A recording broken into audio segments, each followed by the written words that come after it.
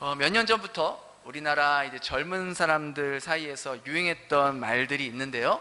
바로 이런 금수저, 흙수저라는 표현입니다. 뭐 그 뜻을 제가 굳이 설명하지 않아도 어떤 의미인지는 다 아실 겁니다. 어떤 사람은 부모를 잘 만나서 태어날 때부터 금수저를 물고 태어난 사람이 있는가 반면에, 어떤 사람은 가난한 집안에서 태어나서 태어나다 보니 흙수저를 안고 태어난 것이죠.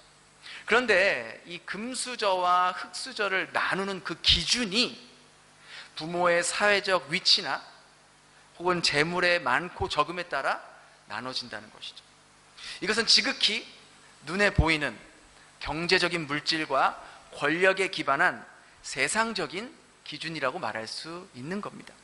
그러니까 이러한 관점에, 이렇게 세상적인 관점에서 볼 때 금수저와 흙수저가 있다면, 반대로 저는 영적인 금수저와 영적인 흙수저도 있다라고 생각합니다. 영적인 금수저와 흙수저의 차이가 무엇일까요? 인생의 중요한 가치들을 영적인 것에 포커스를 맞추며 살아가는 부모들 밑에서 자라는 아이들은 영적인 금수저라고 말할 수 있는 것이죠. 그러한 측면에서 하나님의 자녀가 된 여러분과 여러분의 자녀들은 영적인 금수저라는 거예요. 하나님의 로열 패밀리에 속한 자녀들이라는 것이죠.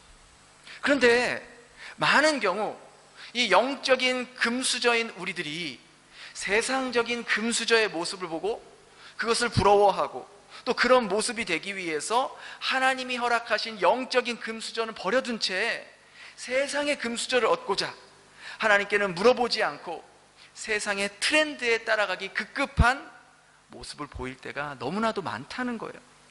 월요일부터 토요일까지, 아니 심지어 일요일까지 세상 교육과 세상의 방식을 따라가면서 신앙은 그저 교양 과목의 하나 정도, 도덕 수업 받는 정도로 생각하는 가정들이 많이 있다는 것이죠. 자녀들이 고등학생이 되고 고2가 되고 고3이 되면 그나마 일주일에 한 번 1시간 예배 드렸던 그 시간도 쉬어도 된다라는, 혹은 그 시간에 공부를 해야 된다라는 무언의 메시지를 자녀들에게 주는 부모들도 꽤 있다는 거예요. 이런 부모들은 자신의 삶으로, 그 부모의 삶으로 아이에게 가르칩니다. 세상의 금수저의 부류에 들어가야 한다고, 세상의 성공이 1순위라고, 신앙은 그 다음이라고, 교회는 대학교 가서 얼마든지 갈 수 있어, 지금은 공부에 집중해야지, 너 주말에 다니는 그 학원, 그 과외 얼마짜리인 줄 알아? 이런 부모 밑에서 자라나는 아이들에게 예배는 그저 형식적인 종교생활 그 이상, 그 이하의 의미도 두지 못한다는 것이죠. 고등학교 때 이미 교회라는 곳을, 예배라는 것을 언제든지 뒤로 미룰 수 있는 것으로 배워왔다면, 그 아이가 대학교 가면 지금보다 자신들의 인생에서 더 중요하다고 느껴지는 요소들이 얼마나 많습니까? 대학교 가면 과제 준비해야죠. 또 그룹과제 해야죠. 그룹과제 할 때 신앙생활 안 하는 친구들은 주말이 제일 만나기 편할 거 아닙니까? 그러면 주일날, 일요일날 만나서 과제 준비하자고 하면, 아, 나 교회 가야 돼, 일요일엔 시간 안 될 것 같아 하면, 쟤 뭐야? 뭐 지만 바빠? 우리는 일요일밖에 시간 안 나는데 지가 맞춰야지.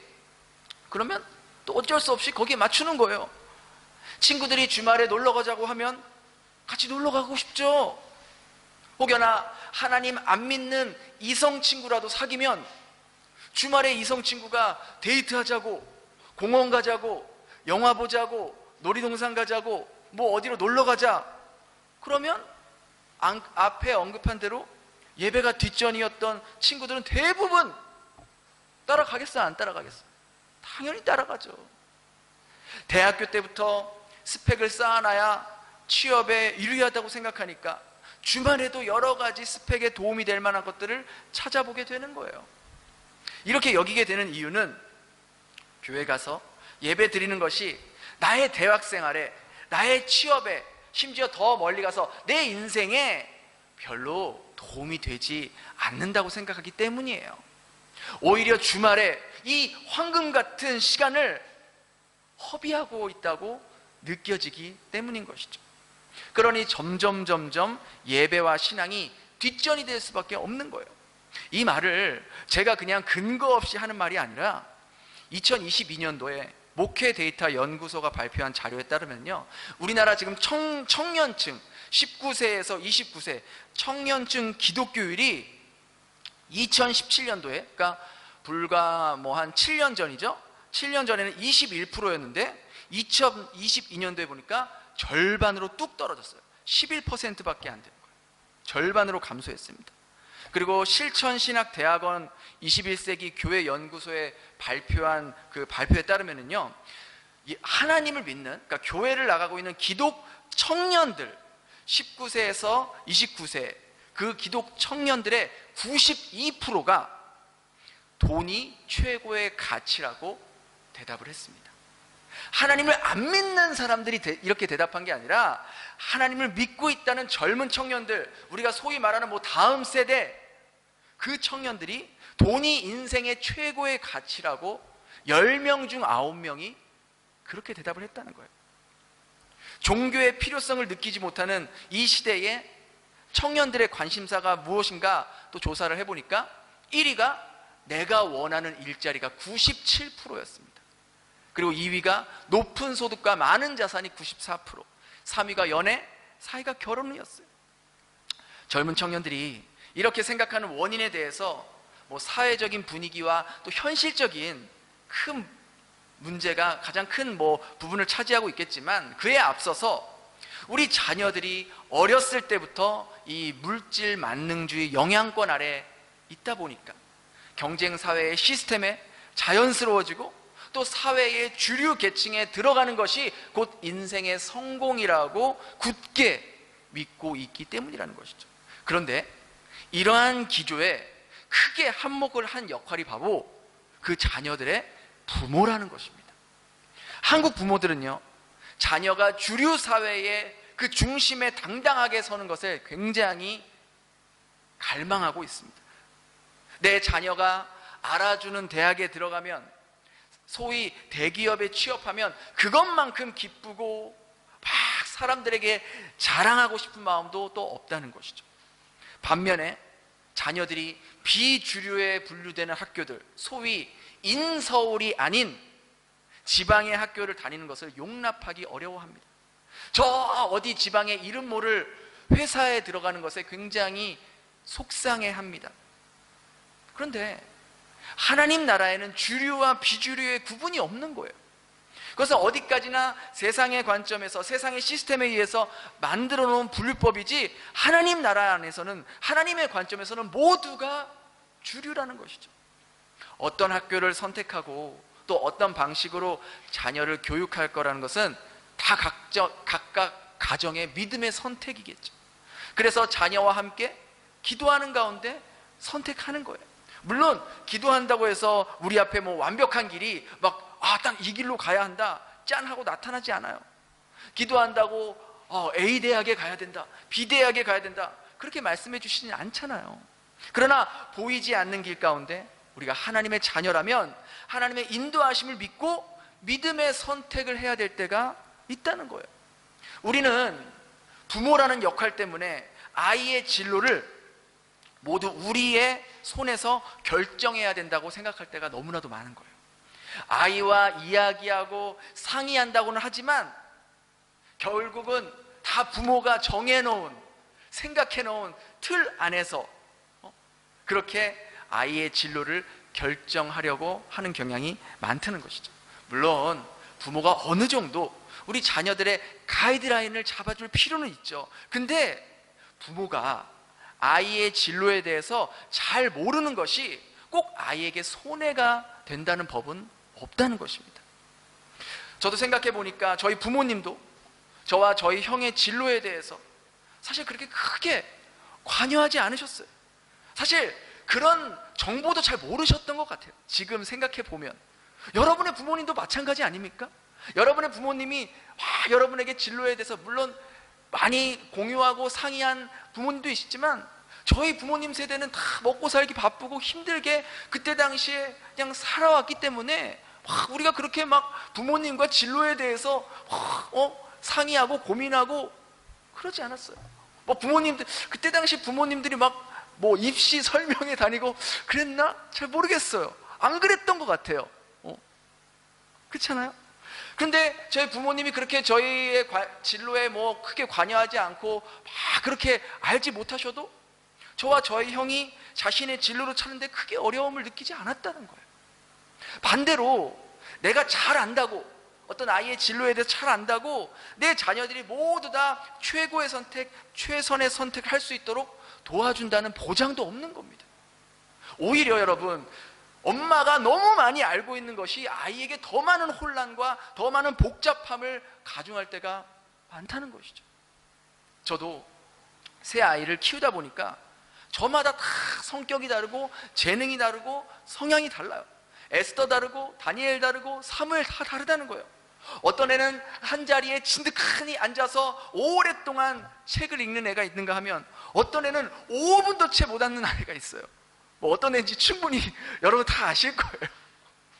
그런데 아이들마다 또 잘하는 게 또 다 달라요. 에스더가 잘 못하는 걸 다니엘이 잘하고, 다니엘이 잘 못하는 걸 사무엘이 잘하고, 다 세 명이 다 다르다고요. 여러분의 자녀도 그렇잖아요. 같은 뱃속에서 태어났는데 어찌 그리 다른지. 그러니까 하나님께서 그렇게 각자 특별하게 만드신 거예요. 아이들을 향한 각자의 부르심이 다 다르다는 것이죠. 그런데 부모인 내 경험만 가지고, 내가 뭐 한 40년, 30년 살아왔던 그 인생의 경험만을 가지고 그것이 어떻게 보면 옳다라고 여기면서 거기에 맞추려고 하는 그런 모습들, 내가 갔던 길을 자녀에게 제시하는 것이 맞지 않을 수도 있다라는 것이죠. 그러니까 이런 것과 비슷해요. 우리 아마 뭐 어린 자녀들을 둔 부모님들은 그렇지 않겠지만 청소년 이상, 중학생 이상을 자녀를 둔 엄마들을, 내 딸, 내 아들 내가 생각해서 정말 큰맘 먹고 쇼핑몰이나 백화점 가서 내 생각에 예쁘다고 생각하는 옷, 뭐 신발 사다 주면 애들 입어요, 안 입어요? 오히려 내 돈 쓰고 비난받는다니까요. 엄마 이게 뭐야, 촌스럽게 요즘 누가 이런 걸 입어? 안 입어요. 그럼 속으로 저놈의 지집에 다시 사주나 봐라 내가. 그러잖아요. 그런다고요. 나는 내 딴에는 내 스타일에, 그러니까 내가 보기에 예뻐 보이는 거. 우리 에스더도 벌써 그래요. 엄마 보기에 예쁘고 좋아 보이는 건데 안 입어요. 지가 좋아하는 거 입어요. 지가 좋아하는 거 다 늘어나고 다 해지고 그래도 지가 좋아하는 그거 입는다고요. 새 거 사줘도 안 입어요. 지가 좋아해야 입는 거죠. 어쩌면 우리 부모 세대가, 또 우리 세대가 인생의 주류층에 속해야 무시당하지 않는다고 살 수 있다는 그 생각에 많은 경우 아이의 대학 진학을 인생의 큰 목표로 잡고 있다는 거예요. 대학 진학이 인생의 어떻게 보면 긴 시간 속에서 보면 사실 그렇게 크지 않은 부분인데, 우리 애가 이 학교 나와야 나중에 이 회사 들어갈 수 있는 확률이 높고 또 이만큼 보수를 받고 월급도 남부럽지 않게 받으면서 살 수 있다는 그런 생각에 우리 아이에게 우리 부모의 생각을 강요할 때가 참 많다는 것이죠. 물론 자녀의 대학 진학 너무 중요하죠. 하지만 그것이 우리 아이들의 인생을 결정해 주지 않습니다. 우리가 이미 그것을 살아본 세대잖아요. 우리 하나님의 자녀들은 우리 자녀가 어느 대학을 들어가든 어느 회사에 취업했는가 보다 어떤 모습으로 그 자리에서 살아가고 있는가, 거기에 더 초점을 맞추고 자녀들에게 이러한 마음을 어렸을 때부터 품을 수 있도록 가정에서 교육해 주는 것이 중요하다는 것이죠. 우리 자녀들이, 여러분 생각해 보세요. 이제 우리 자녀들이 사회생활을 할 때쯤이면요, 우리가 그동안 생각해왔던 안정된 직장, 소위 철밥통, 이런 개념은 사라질 겁니다. 이렇게 시대가 급변하게 변하고 있는 사회에서 직업의 모습도 이 사회의 모습에 따라 계속해서 변하고 달라지고 있는 거예요. 지금도 이미 없어지는 직업들이 얼마나 많습니까? 앞으로도 사라질 직업들이 얼마나 많겠어요. 반면에 새롭게 생길 직업들도 계속 나타날 거라고요. 그러니 우리 자녀들 시대에는 한 사람의 인생을 어떤 딱 한 직업만으로 규정할 수 없는 시대가 올 수도 있다라는 거예요. 그래서 우리 자녀들의 인생길을 너무 대학 입시에 그리고 어떤 특정 직업에 매달리기보다 아이들이 정말로 하고 싶은 것, 원하는 것, 그걸 하면서도 자기가 시간 가는 줄 모르고 또 다른 사람에게 유익이 될 수 있는 그러한 일들이 뭐가 있을까? 우리 부모님들이 잘 살펴보면서 우리 자녀들이 하나님으로부터 비전을 받고 그 비전을 이루며 살아갈 수 있도록 도와주는 조력자의 역할을 여러분들이 해주는 게 중요하다는 것이죠. 제가 우리 초, 중, 고등학교 이제 우리 아이들과 교육부 예배 시간에 지난주 그리고 지지난주에 2번에 걸쳐서 그러한 진로에 대해서 말씀을 나눴어요. 하나님의 부르심의 소명에 대해서, 또 한 주는 비전에 대해서.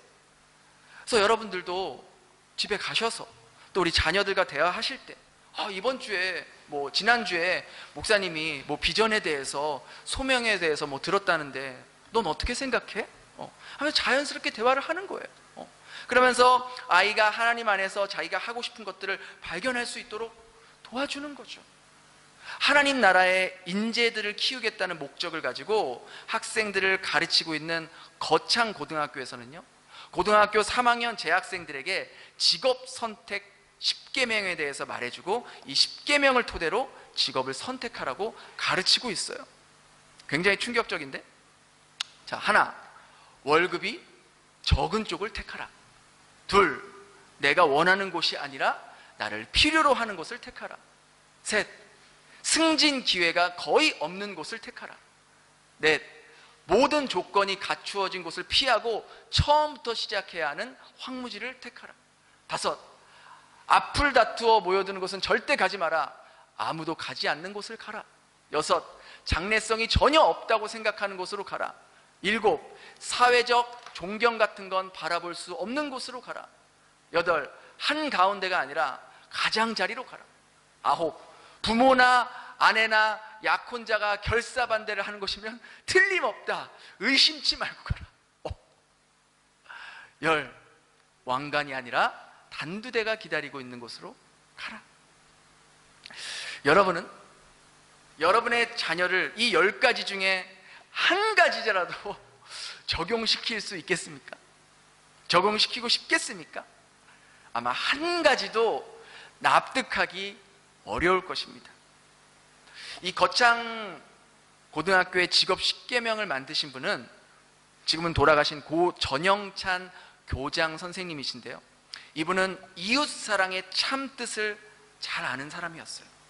이 전영찬 선생님은 미국에서 신학을 전공한 후에 대전대학교의 부학장으로 초빙을 받았지만 그 안정된 자리를 거절하고 소외된 곳에서 아이들을 가르치는 일에 힘쓰고자 거창고의 교장을 맡았다고 합니다. 당시 그분이 거창고를 맡았을 때는 거의 폐교 직전의 시골 학교였다고 합니다. 그렇게 곧 문을 닫아야 할 이 학교에 그 학생들에게 이분의 뜨거운 사랑과 또 세상의 빛과 소금으로서의 역할을 감당할 수 있도록 그런 사명감을 갖고 그 학교를 맡았다고 합니다. 그렇게 거창고는 세상의 기준과 세상 사람들이 추구하는 모습과는 동떨어진 교육 방식과 철학으로 아이들을 가르치기 시작했고, 위에 언급한 직업 10계명이 단순히 어떤 보기 좋은 되게 충격적이다, 감동스럽다 그런 글귀가 아니라 정말로 이 10계명대로 살아갈 수 있도록 인재를 양육하기 시작했다는 것이죠. 그렇게 전영찬 선생님의 사랑과 헌신이 밑거름이 되어서, 아시는 분은 아시겠지만 이 거창고는요, 대통령이 청와대 회의에서 한국을 대표할 만한 학교로 언급할 만큼 영향력 있는 학교로 변했다는 것이죠. 거창고가 보여주고 있는 것은요, 물질 만능 경쟁 사회에서도 얼마든지 하나님 나라의 가치로 배우고 살아갈 수 있음을 보여주는 좋은 예가 될 것입니다.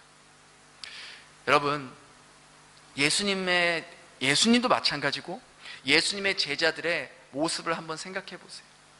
예수님의 제자들, 사도들의 마지막 순간을 보면요, 자연적인 죽음을 맞이한 사람이 한 사람도 없습니다.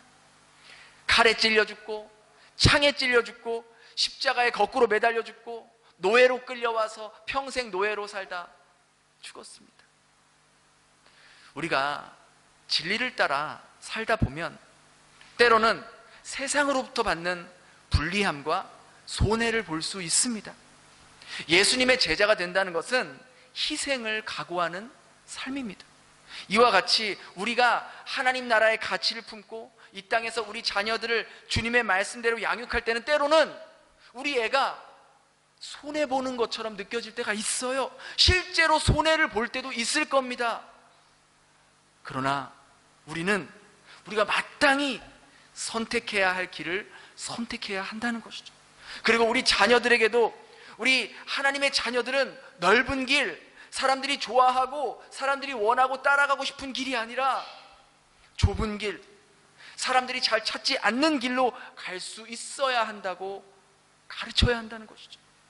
많은 사람들이 간다고 해서 그게 꼭 좋은 길이 아닐 수도 있어.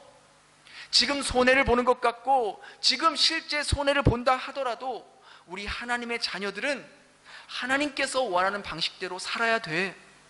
그렇게 선택하며 살아갈 때 분명 하나님께서 너에게 새로운 길을 열어주실 거야 라고 말해줄 수 있어야 한다는 것이죠. 뉴스를 보신 분들 아시겠지만 어제 서울대 N번방 사건이 터졌잖아요. 그것도 법을 공부한다는 로스쿨에서 터졌습니다. 경악을 금치 못하는 사건입니다. 이게 지금 대한민국 최고의 지성인들이 모였다고 하는 학교에서 벌어진 일이에요.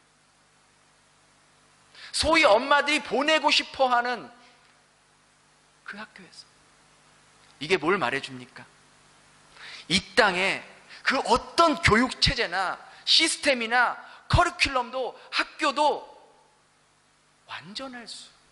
완벽할 수 없다는 겁니다. 내가 생각했을 때는 우리 아이 학교에 딱 맞는 교육 환경이라고 생각했는데 그게 아닐 수도 있다는 거예요. 그래서 우리는 하나님께 물어보고 하나님께 기도하고 그분께 지혜를 구하고 그분께 도우심을 구해야 되는 거예요.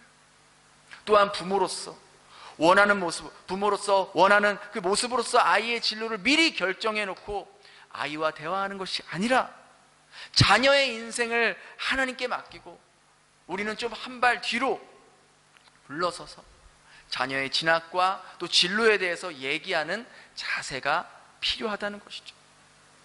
중국 선교의 아버지라 불렸던 허드슨 테일러 선교사님이 이런 말을 했잖아요. 하나님을 의지하라. 하나님의 일을 하나님의 방법대로 하면 하나님의 공급하심이 결코 끊이지 않을 것이다. 저는요, 이 말이 단지 선교에만 해당하는 일이 아니라 자녀를 양육하는 영역에서도 똑같이 적용된다고 믿습니다. 우리가 하나님을 의지하면서 그분의 방식대로 우리가 자녀를 키우면 또 우리가 자녀를 양육하는 목적이 하나님의 영광을 위한 것이라면 하늘로부터 그분의 공급이 끊이지 않는다라는 것이죠. 때로는 하나님을 믿고 자녀를 위해서 계속해서 끊임없이 기도했음에도 불구하고 자녀가 실망시키는 모습을 보일 때, 또 실수하는 모습을 보일 때 실패했다고 느껴질 때도 있을 겁니다. 그런데 우리가 하나님께 붙어 있으면 끝날 때까지 끝난 게 아니라는 거예요. 망한 것 같은데 새로운 길이 열리게 되고 막힌 것 같은데 또 다른 길을 예비하시는 그 하나님의 인도하심을 여러분이 지금까지 살면서 경험하셨잖아요. 그 하나님을 우리 자녀들에게 알려줄 수 있어야죠. 가르쳐 줄 수 있어야죠. 시험에 실패했다고, 시험 점수가 망쳤다고, 원하는 대학에 떨어졌다고 끝난 게 아니잖아요. 실패라고 여겼던 그 자리에서 내가 생각지도 못한 꽃이 피어날 수도 있고요. 실패하지 않았다면, 망하지 않았다면, 떨어지지 않았다면 결코 볼 수 없었던 하나님의 놀라운 길들과 계획들을 경험할 수 있게 된다는 것이죠. 그래서 자녀를 키우는 일도 믿음이 필요한 거예요.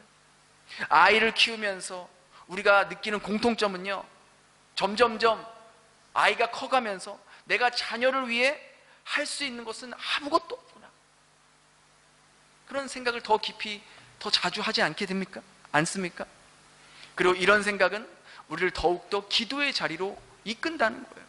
주님께 자녀를 온전히 맡기는 모습으로 변화된다는 거예요. 내가 내 자녀를 키우면 내 수준밖에 안 올라갑니다. 그러나 우리가 우리 자녀를 하나님께 맡기면 하나님의 수준으로 아이들이 커간다는 거예요.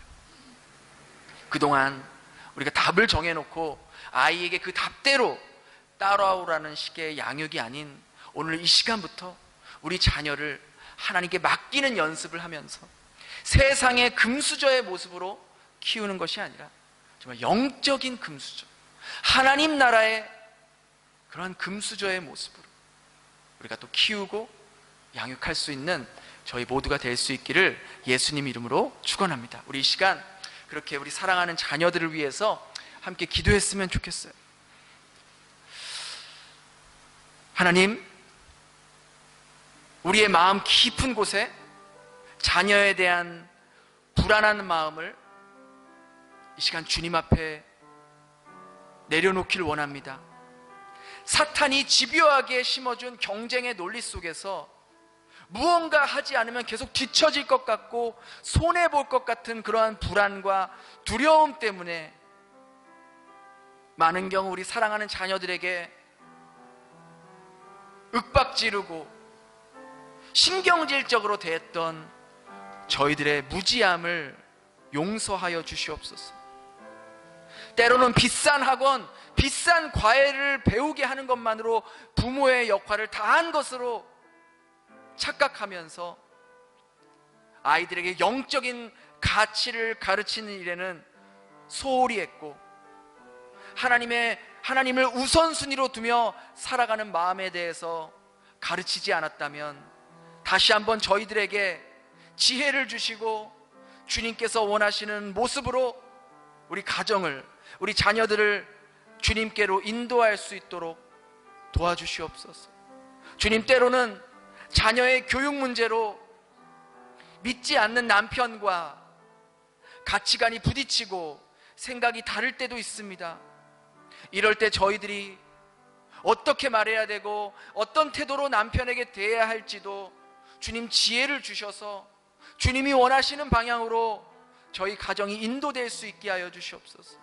실패를 두려워하지 않고 길이 막힐 때 불안해하지 않게 하시고 나보다 내 자녀의 인생길을 처음부터 끝까지 알고 계신 그 주님께 맡기며 살아갈 수 있게 도와주옵소서. 우리 그렇게 함께 같이 기도하겠습니다.